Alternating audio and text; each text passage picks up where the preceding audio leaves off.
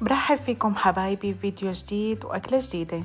اليوم حنغير شوي ونعمل أكلة من المكسيك. كتار بيحبوها بس بيستصعبوا يسووها، ممكن يعتقدوا إنه ممكن ما حتزبط. اليوم رح أعملكن إياها بطريقة سهلة ومبسطة مع كل التفاصيل.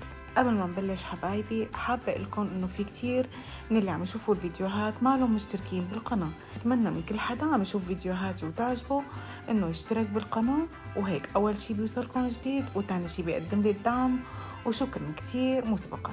خلينا نبدأ هلأ بالتجهيزات. نص كيلو لحم عجل، بنطلب من اللحام يقطع لنا ياهن رقاق ورفاع. طلبت منه أنا هالمرة ما كتير يرفعون، حابة أجربهم يكونوا عراض وبصراحة حبيتهم هيك أكتر، بس هن أصولهم رفاع وانتو هالشي بيرجع لخياركم. المهم يكون لحم عجل بدون دهن. بننقعهم بالخل لمدة ربع ساعة، منه هيك بتنضف ومنه بنعطيها شوية طراوة.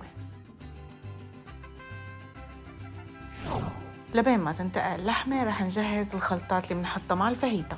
منجيب بصلة منقطعها ناعمة بالسكين، وبندورة واحدة كمان منقطعها ناعمة بالسكين، سن توم صغير مفروم ناعم، شوية ليمون،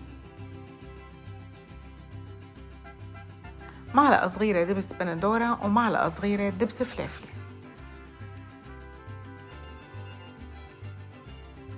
معلقة كبيرة زيت زيتون، معلقة صغيرة ملح، شوي صغيرة كزبرة ناعمة مفرومة.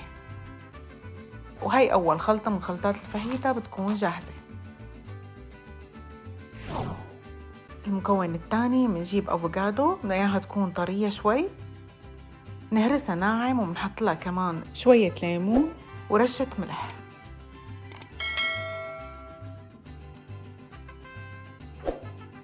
وهيك بتكون الخلطة الثانية جاهزة. بنصفي اللحمة من الخل تماماً وبنكبه. طبعاً تتبيلة البهارات بهالأكلة بدها تكون قوية وظاهرة. التتبيلة هي معلقة ملح صغيرة، معلقة فلفل صغيرة، معلقة بابريكا صغيرة، معلقة صغيرة بودرة بصل، معلقة صغيرة بودرة ثوم، ربع معلقة حد، معلقة كمون وسط،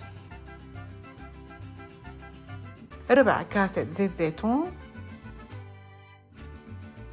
معلقة ليمون كبيرة ومعلقة خل كبيرة. بنحركهم منيح وبنغطيهم وبنتركهم لمدة ساعتين أو أكتر.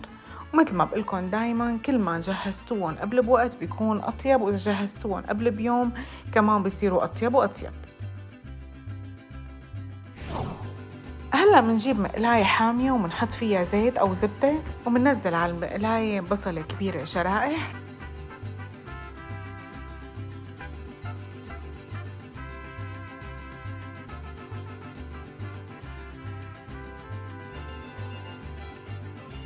بعد دقيقة بنضيف عليها فلفلة شرائح ألوان، فيكن تختاروا أي لون، أنا حطيت اليوم الأربع ألوان. بدها تكون المقلاية حامية منيح لأنه ما بدنا الخضرة تستوي من جوا، بس بدنا إياها تاخد شوية لون من برا. مشان هيك على نار قوية ومنضم منغطيهم ومنضل منقلبهم لحتى يلتدعوا شوي، يعني ما بدنا إياهم يخسروا المي ولا يطروا كتير، بس ياخدوا شوية لون. منحط معلقة صغيرة صويا صوص ونخلطهم وهيك بيكونوا جاهزين. هلأ بتكون اللحمة انتقعت فترة منيحة، بنحمي مقلاية وما بنحط فيها زيت لأنه الخلطة أساساً فيها زيت. بننزل اللحمة على نار قوية، بنخليها تاخد لون أول وش وتاني وش.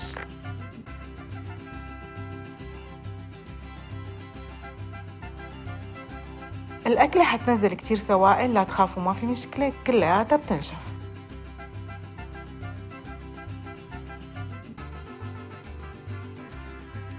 نقلتهم على مقلاية أصغر لأنه اللحمة كشت وصغير حجمها.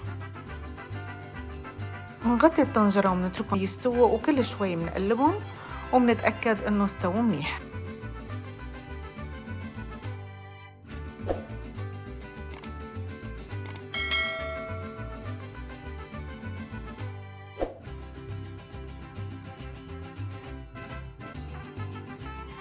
مندوقها منشوف إذا استوت ولا لسه بدها كمان.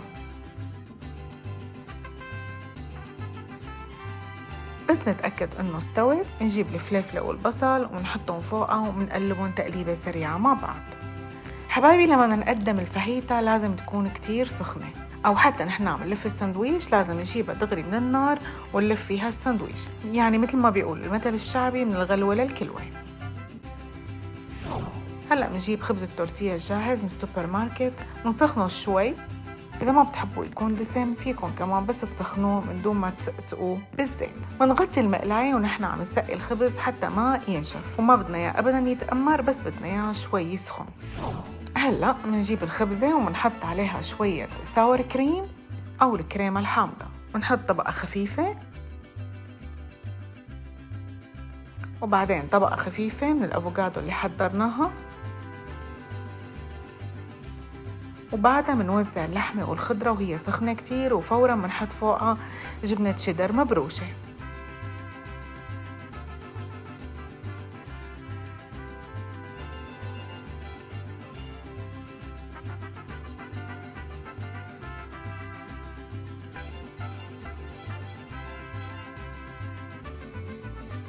بعدين خلطة البندورة ومنلفها بهالطريقة.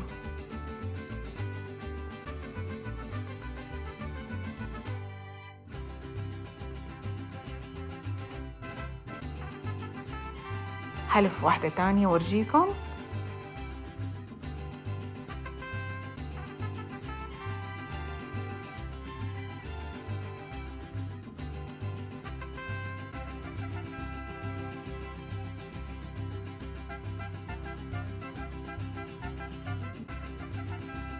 فيكم شوي تحطوها بالمقلاية شوي صغيرة، ما بدنا اياها تتأمر، بس شوي تسخن.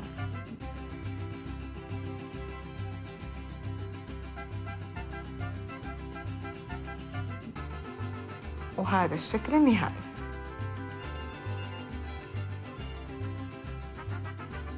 يلي بيحب انه يقدمها دغري، يعني وانتو عم تاكلوا انتو تلفوا السندويش مثل طريقة المطاعم، تكونوا مجهزين الخلطات والخبز مسخنينه شوي، واللحمة بتكون جاهزة وسخنة، وكل واحد بلف سندويشته بنفس الطريقة، سوا كريم، افوكادو، لحمة وشيدر، والبندورة فوقها، وفورا على المعدة.